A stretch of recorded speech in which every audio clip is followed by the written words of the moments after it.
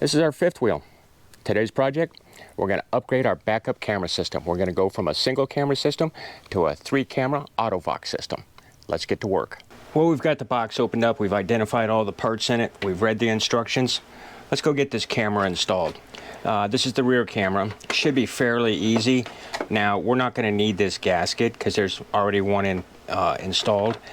So it is literally, there's 4 screws that you have to remove and replace. There's one there, then the same on the other side. So I'm going to climb up there. I'm going to take the old one out, unplug it, plug this one in, and then we should be done. Simply remove the 4 mounting screws, pull the unit away from the mount, and disconnect. To install the new unit, connect the cable simply by plugging it in. Put the wires in the cavity behind the wall.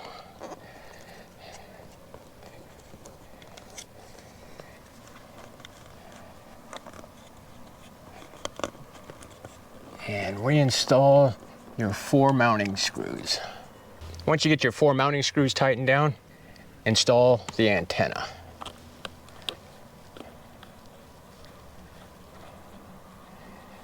Just simply screws onto the side, and then you could point it up or point it down. I prefer to point it down. That way gravity won't make it fall down, because eventually it'll just fall down. Next, we're going to install the right side camera, if I can get it out of the box. First thing we need to do is get this existing one off, the existing side marker, just to get it off. So we're going to do a slice real close to the body of the gasket.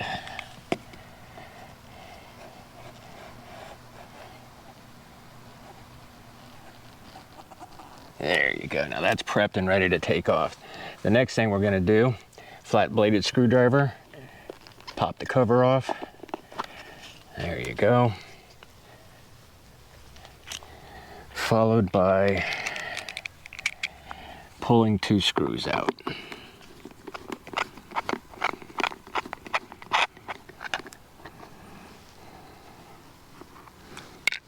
Next, we're just going to pop this guy off.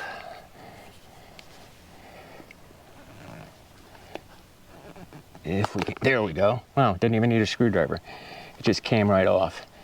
Next, we need to fish the wires out because it's DC circuit, so we need to know which one's hot and which one's not.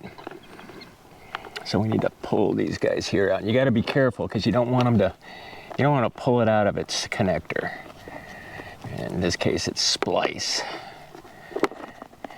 Ooh. That's going to be tricky. Let's see if we can get the other one. You just have to identify which one's which. And there we go.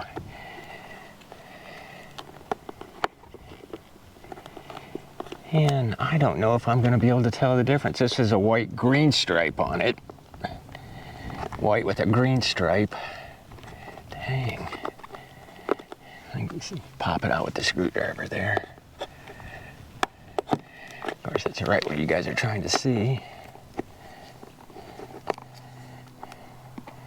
Again, you have to be careful because you really don't want to bust these wires out. Okay, so there's one, and it's white with a green stripe. And here's the other one.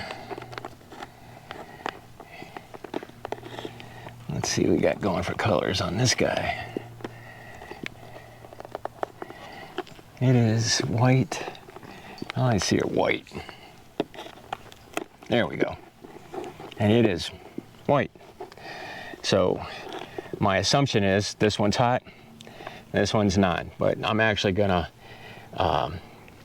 get the lights turned on and measure these just to make sure. Brought my truck around, parked it over here, connected it to the trailer, turned the lights on, and using my multimeter, sticking the leads right in the back here, I was able to determine that this is the ground wire, the negative side, and it is just white wires. So the white-green is actually the hot wire. Before you do any wiring, clean up the old sealant and mount the base plate. Carefully align and mount your base plate.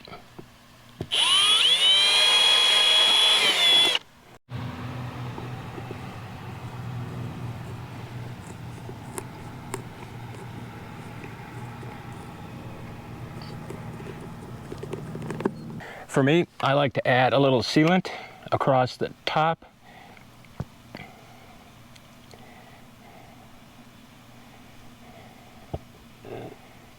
And the sides, very, very little.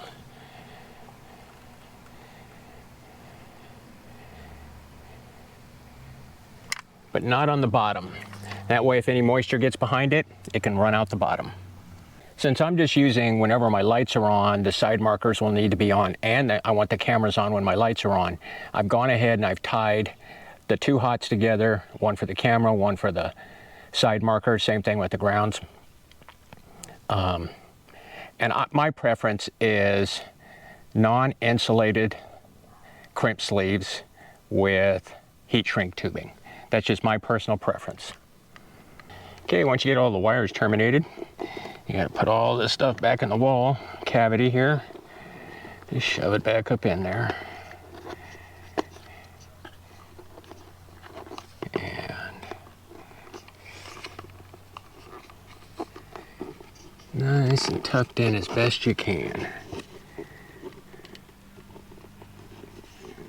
There we go.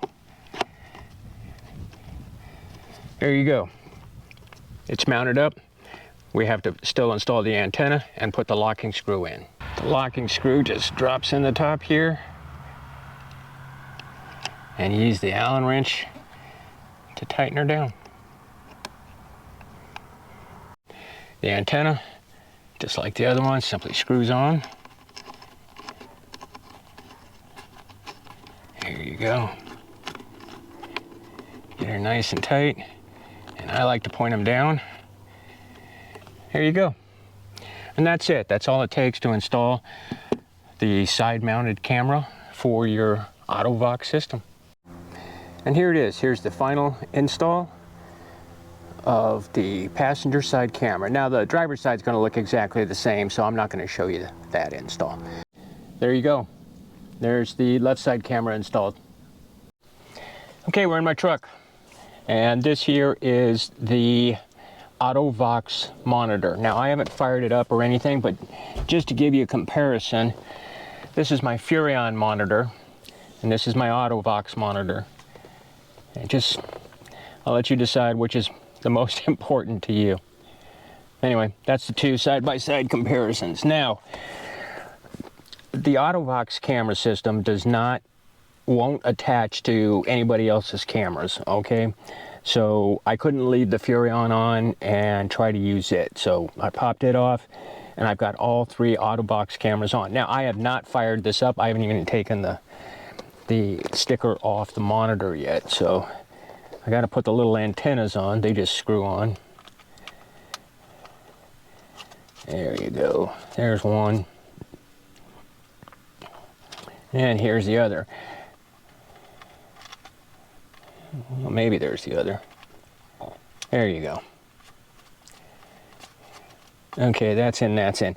Now, I'm not going to show it mounted or anything like that, but that's probably where it'll wind up.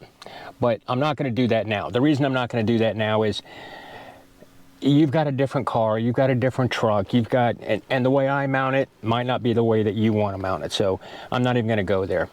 I'll get it done on my truck, but not right now. Okay, so there is a connector on the back of this, and it's a very interesting connector. I want to get the two plugged in. And they got to line up. There's 3 pins in there, 4 pins in there, and they're really itty bitty. There we go. So they're in, and I think that's it. There's no lock on it or anything like that. Now, the theory is this is supposed to come on when the cameras come on and it's plugged in. So I'm going to go ahead and plug it in, and I'm just using the cigarette lighter because, you know, at my age they used to be called cigarette lighters. Okay, so it does come on. Okay, we've got power. That's all it's showing. So now I'm going to reach over And I just turned the cameras on. And let's see what comes up. And really, really cool. There's my backup camera. And then I've got my left camera and my right camera. I've got to do some adjusting to get it the way I want it, but that camera's upside down. Did I put those cameras on the wrong sides? Oh my God, can you believe that? I may have mounted the right on the left and the left on the right. Well, here it is. It was me. It was an operator error. These cameras, you can actually select the cameras using these buttons back here, and when you click on them, it pulls up this menu. You could go in and you could select these cameras, and not only can you turn them upside down and right side up, you can mirror them, so you can flip them backwards and forwards, so you can customize your installation. Let's say you wanted to put them on the inside. Well, the inside will look a little bit different if you put them on the left and right. So you can flip them around. You can move the image around. I've got to do a little adjusting on this. The installation went super smooth, not technical at all. I'd say it's about a 2 out of 10 scale. Leave comments below. Constructive comments help me, they help the channel, and they help other people coming to watch this video if they've got questions about the installation. Was the installation perfect? No, but we made progress. Thanks for watching.